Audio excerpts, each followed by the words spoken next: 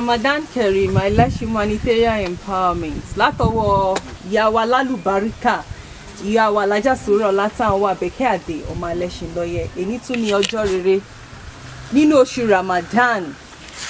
Gẹ́gẹ́ bẹ́ ṣe mọ̀ pé ní gbogbo ìgbà kò kí ń ṣú ìyá wa láti ṣe dáadáa. Ramadan àti Lent 2026 pé ká tún jáde lénìí ká tún fún àwọn èèyàn bí wọ́n ṣe ń ṣe bọ̀ láti day 1 títí dé òpin day 30 inú Ramadan tó ṣe máa ṣe nìyẹn. Ó dẹ̀ tún continue iṣẹ́ olóore tó ń ṣe kò kí ń ṣú wọn. Ó dá dúró nínú àwẹ̀ Ramadan nìkan o tó ń ṣe oore kọ́lọ́n túbọ̀ jẹ́ ká rí wọn pẹ́.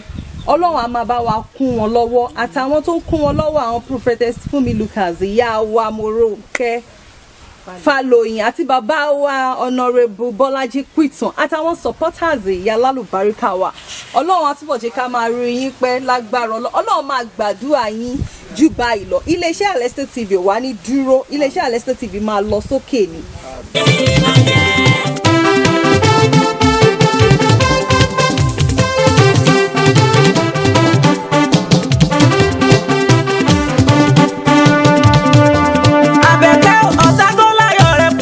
Kò mọ tí ó gbójúlé lórí ọ̀rọ̀ rẹ̀ wọ́n wulẹ̀ kú bí ẹ̀fọn ni. Ọ̀tá tó láyọ̀ rẹ̀ pọ̀jù kò mọ tí ó gbójúlé lórí ọ̀rọ̀ rẹ̀ wọ́n wulẹ̀ kú bí ẹ̀fọn ni. Alájà mi Sùúrùràtù Àbẹ̀kẹ́ Ọ̀ráyé